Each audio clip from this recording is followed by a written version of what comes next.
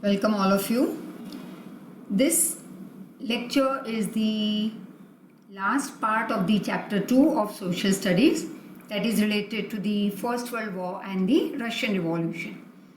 Now in the previous lecture we had done about this part, that is how the First World War started, what were the factors, that is what were the reasons that led to the First World War, and again how many countries supported the Allied nation, that is 24, and 4 countries supported the Axis, that is we would consider Italy, Germany and all.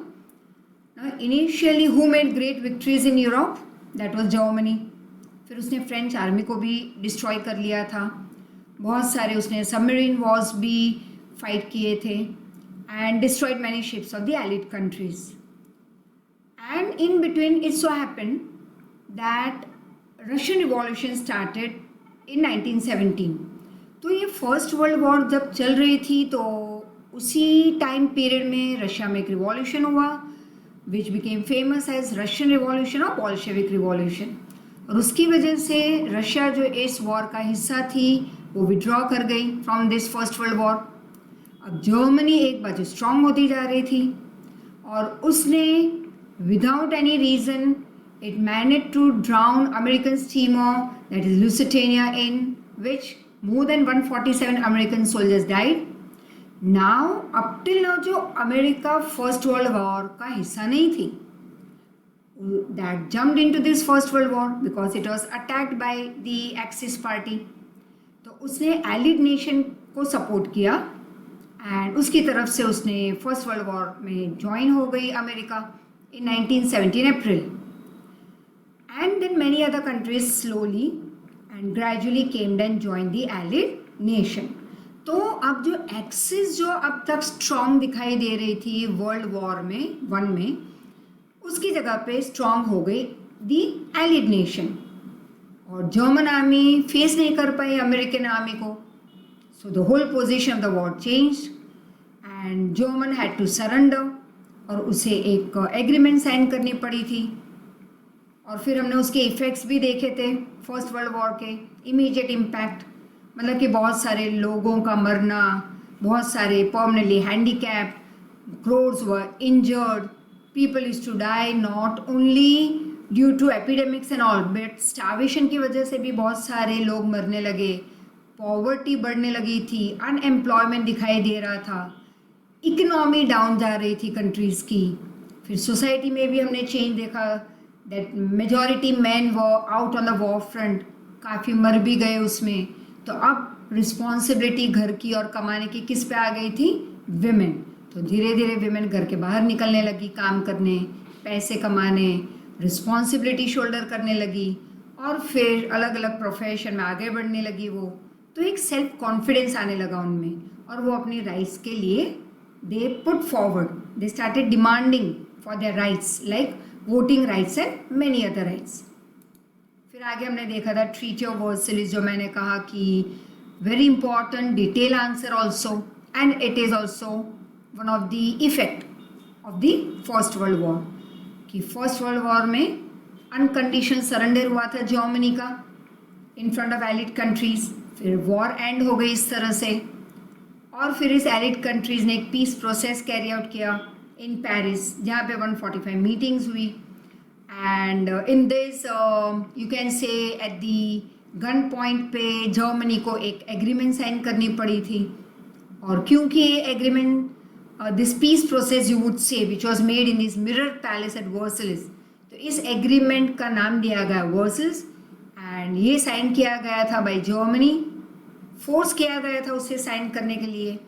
और उसमें लिखे गए थे काफ़ी सारे points कि कैसे regions की अरेंजमेंट होगी, फिर क्या आगे हम करेंगे, जैसे कि एलिड कंट्रीज आगे क्या करना चाहेगी. तो ट्रूप्स में रिडक्शन होगा, दैट इज़ मिलिट्री रिड्यूस करनी होगी, आर्म्स एंड एम्यूनेशन का प्रोडक्शन कम करना है. फिर जो भी उन्होंने जीता है फर्स्ट वर्ल्ड वॉर में वो एलिड कंट्रीज़ अपने आप में कैसे डिस्ट्रीब्यूट करेगी. काफ़ी कुछ पॉइंट्स इम्पोर्टेंस के लिखे भी गए थे डिस्कशन के बाद.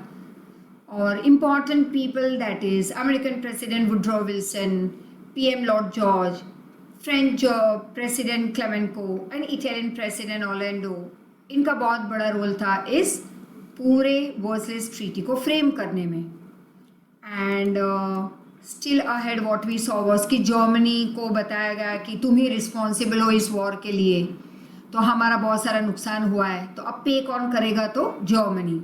तो जर्मनी के पास बहुत बड़ी फाइन ली गई, प्लस उसके बहुत सारे रीजन्स इन्होंने कैप्चर कर लिए, और फ्रांस की बॉर्डर के आसपास जितने भी रीजन्स थे वो फ्रांस को मिले, प्लस मिनरल रिच रीजन भी फ्रांस को मिल गया 15 साल के लिए। फिर राइन रिवर का रास्ता खोल दिया गया for international trading. So many big changes came on the world map, और जर्मनी को ये बहुत ही एक ह्यूमिलिएटिंग फीलिंग थी उसके लिए, और जर्मन इकोनॉमी डिस्ट्रॉय होने लगी थी। सो लॉन्ग टर्म इम्पैक्ट भी हुए इसके, कि फिर एक लीग ऑफ नेशन बना, मतलब कि शांति के लिए, पीस के लिए। जैसे आज हमारे पास है यूएन, वो सेकेंड वर्ल्ड वॉर के बाद बना था, it's a sign of peace, security all over the world. वैसे ही फर्स्ट वर्ल्ड वॉर के बाद बना था league of nation, that's group. बहुत सारे नेशन एक साथ आए और डिसाइड किया that now we will work for the peace establishment on the world map, and अब वर्ल्ड में प्रोटेक्शन देंगे हम लोगों को, पीस एंड हार्मनी होगी, डेवलपमेंट होगा। लेकिन ये सब कुछ नहीं हो पाया, क्योंकि अमेरिका लीग ऑफ नेशन को उसने ना कह दिया, I am not going to join it. बेचारी सोशलिस्ट रशिया को तो जगह मिली ही नहीं इसमें। और बाकी के जो Italy, Germany, Japan, many other countries who became a part of this league of nation, उन्होंने तो उसके रूल्स एंड रेगुलेशन फॉलो ही नहीं किए। तो नेचुरली लीग ऑफ नेशन नाम का बना था, वो स्टार्ट ही नहीं हो पाया, क्योंकि लोगों ने उसके रूल्स फॉलो ही नहीं किए। मतलब कि काफ़ी सारे रीजंस इकट्ठा हो रहे थे for second world war. So thus we can say that the reason of second world war is in the peace process of the first world war itself. मतलब वर्सलेस ट्रीटी बना the main reason once again for the second world war. फिर हमने ये भी देखा था Russian या Bolshevik revolution, और ये क्यों हुआ था, दैट इज वहाँ पे बहुत सेंचुरी से लाइक 200-300 साल तक सिर्फ और सिर्फ ज़ार का रूल चलता रहा। अब ये ज़ार बहुत ही क्रूअल थे, तो कहीं ना कहीं after this hundreds of years के उनके रूलिंग के बाद लोगों ने रिवोल्ट किया that we don't want this tsardom, right. लोग पॉवर्टी में जी रहे थे इस डायनेस्टी के अंदर बहुत सालों से, बहुत नहीं, अनलिमिटेड व्यूज से, that long long long more than 200 years से ये जो लोग रूल कर रहे थे, तो लोग गरीबी में सफ़र हो रहे थे। और फिर Russian farmers, labourers, fisherman, they were not getting enough income, तो पॉवर्टी बढ़ती जा रही थी रशिया में। So now will move ahead. Under the leadership of Father Gapon, a large rally, मतलब procession, was taken out to the tsar's residence. अब जहाँ पे ज़ार का बहुत बड़ा महल था, उनका जो रेसिडेंस था, लग्जरियस प्लेस, वहाँ पे फादर गेपॉन की लीडरशिप के अंदर एक प्रोसेशन निकला। अब उनका पैलेस का नाम क्या था, ज़ार के पैलेस का नाम winter palace.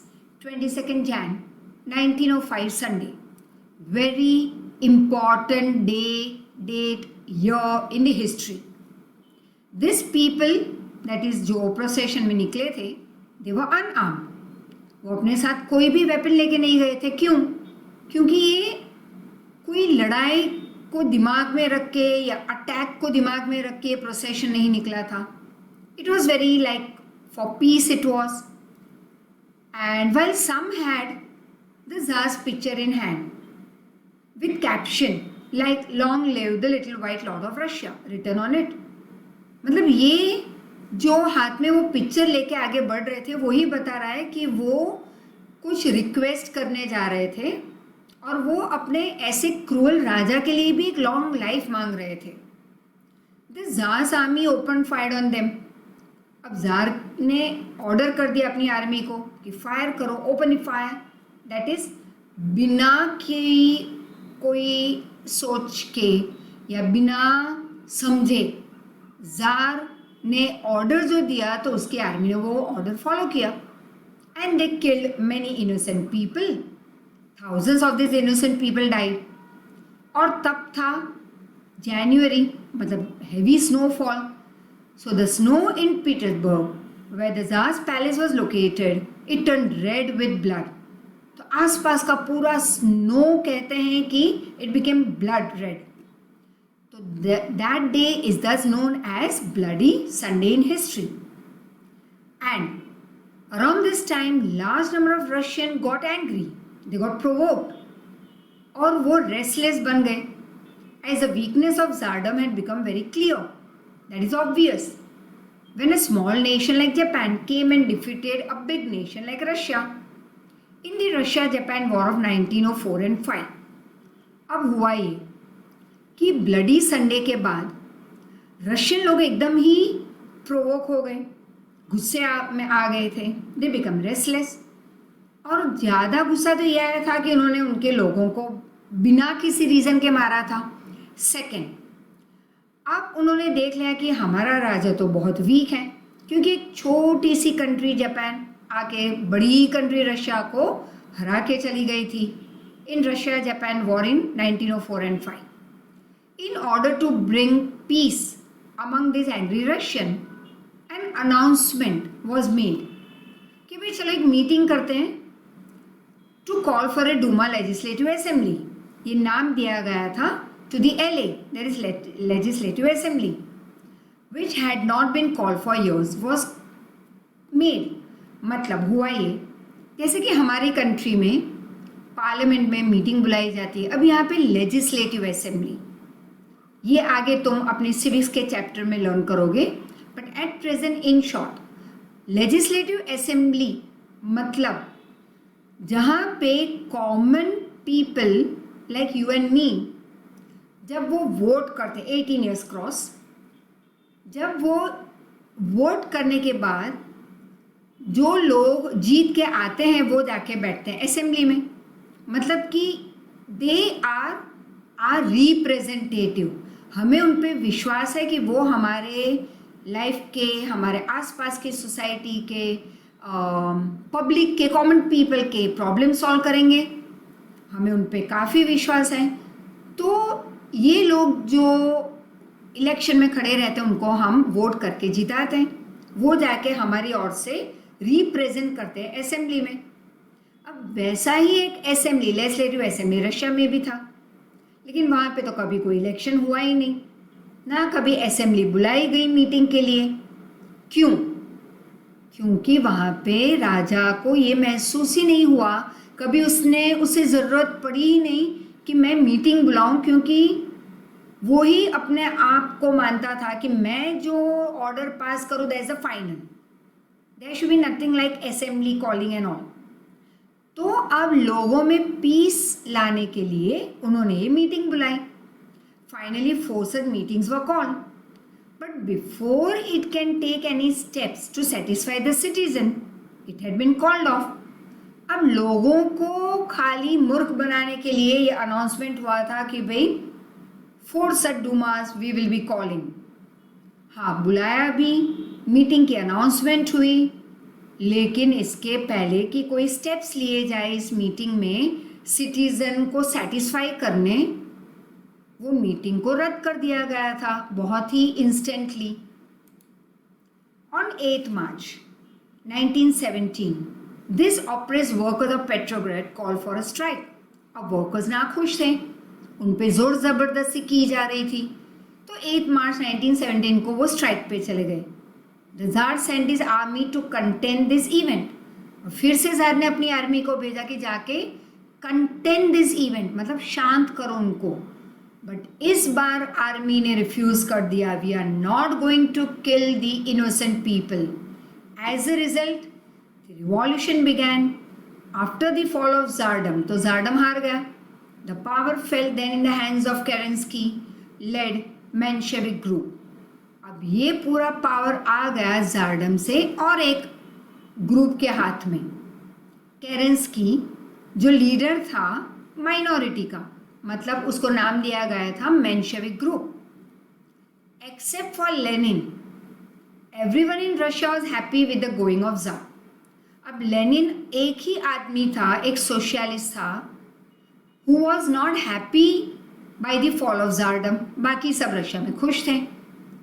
But Lenin believed in the importance of the laborers, as said by Karl Marx. Propagated मतलब कार्ल मार्क्स एक सोशलिस्ट था, अगेन मतलब लेनिन एक सोशलिस्ट. सोशलिस्ट मतलब जो सोशल वेलफेयर में मानता हो, जो लोगों की भलाई के लिए काम कर रहा हो, and who is you can more so say like society का ही वेलफेयर में मानने वाला और उनके लिए काम करने वाला. तो Lenin socialist, Karl Marx great socialist. तो हमेशा लेनिन कार्ल मार्क्स के प्रचार में ही मानता था. और कार्ल मार्क्स की थॉट क्या थी जो वो प्रोपोगेट करते, मतलब प्रचार करते, कि लेबरर्स को इम्पोर्टेंस देना चाहिए. While Menshevik group believed in the importance of middle class. मतलब देखो दो ग्रुप बन गए. एक था लेनिन का ग्रुप जो कार्ल मार्क्स को फॉलो करता, और एक था केरेंस्की का ग्रुप मेंशेविक. मतलब कि लेनिन क्या बिलीव करते थे कि लेबरर्स को इम्पोर्टेंस देना चाहिए, मेंशेविक ग्रुप बिलीव करते कि मिडिल क्लास को इम्पोर्टेंस देना चाहिए. As a result Lenin instigated the Bolshevik group, again Menshevik. तो लेनिन ने अपने ग्रुप बनाया बोल्शेविक और केरेंस्की का ग्रुप मेंशेविक. अब ये दोनों ऑपोजिट पार्टी बन गई. And in November 1917 declared the final revolution and get the rule in his hand. So it came to be known as the Socialist Bolshevik Revolution. और जब फाइनल रिवॉल्यूशन हुआ तो rule आ गया लेनिन के हाथ में और नाम दिया गया सोशलिस्ट बोल्शेविक रिवॉल्यूशन, या हम उसे सिर्फ बोल्शेविक रिवॉल्यूशन भी कह सकते हैं. दस दिस वे 300 साल जो ज़ारडम चला था उसका एंड आ गया for the first time. Russia was without Tsar. And the last part, efforts for world peace. अब हर एक जगह पे कहीं ना कहीं chaos, confusion, लड़ाई झगड़े. तो लोगों ने सोचा चलो लीग ऑफ नेशन बनाते हैं, जो मैंने आगे आपको बताया था कि अमेरिका उसका हिस्सा बनी नहीं और रशिया को जगह मिली नहीं, और बाकी के जो मेंबर्स थे वो उसके रूल्स फॉलो नहीं कर रहे थे. तो ये लीग ऑफ नेशन और सब कुछ बना reason for the second world war. तो काफ़ी रीज़न इकट्ठा हो चुके थे for the second world war, लेकिन बीच में 20 साल का इंटरवल आया था, राइट, फर्स्ट वर्ल्ड वॉर और सेकेंड वर्ल्ड वॉर के बीच में. Now the horrors of first world explain the absolute necessity of world peace to all the countries of the world. अब जो वर्ल्ड वॉर 1 इतना डरावना था, उसके इम्पैक्ट इतने डरावने कि लोगों ने ये समझ लिया था कि अब बहुत ज़रूरी है कि वर्ल्ड में पीस मेंटेन हो. And for this a need for an international organisation was felt. फिर उन्होंने डिसाइड किया कि चलो भाई एक इंटरनेशनल ग्रुप बनाया जाए. So it became necessary to think actively and immediately about world peace. अब बहुत ही जल्द से जल्द ये काम करना था ताकि वर्ल्ड में पीस मेंटेन हो. American president Woodrow Wilson contributed greatly in the establishment of the League of Nations.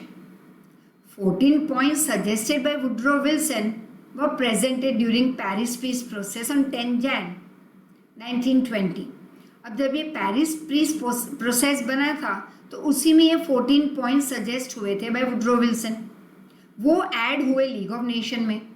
League of nation was now form. This will be a 3 marker the whole part. Aims of league of nation. तो league of nation पे एक short note पूछी जाएगी, तो that will be a whole part this from your. Now aims just for 2 marker, लेकिन 3 marker पूछे तो पूरा part. Aims of league of nation, तो मेन उनका मोटो क्या था कि चलो भाई लीग ऑफ नेशन बनाते हैं. To maintain world over peace and security, ताकि हर एक कंट्री पीसफुली डेवलप कर सके, लोग शांति से रह सके, यूनिटी हो हर एक में. Every nation to respect unity and integrity of other country. हर एक नेशन दूसरी कंट्री को रिस्पेक्ट देगा।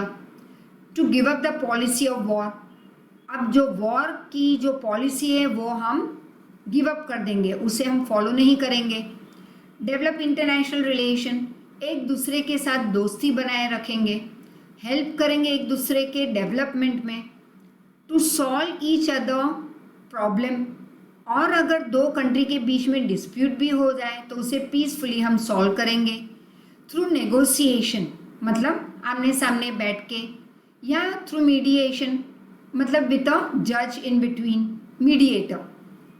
If any nation ignores the league of nation और इस mediation, it will be declared as a rebellion country. अगर कोई नेशन लीग ऑफ नेशन के ऑर्डर्स या उसके रूल्स एंड रेगुलेशन फॉलो ना करे, या जो मीडिएटर बैठा था, जो जज उनके प्रॉब्लम सॉल्व करने, उसकी बात अगर कोई कंट्री फॉलो ना करे तो उस कंट्री को नाम दिया जाएगा अ रिबेल कंट्री।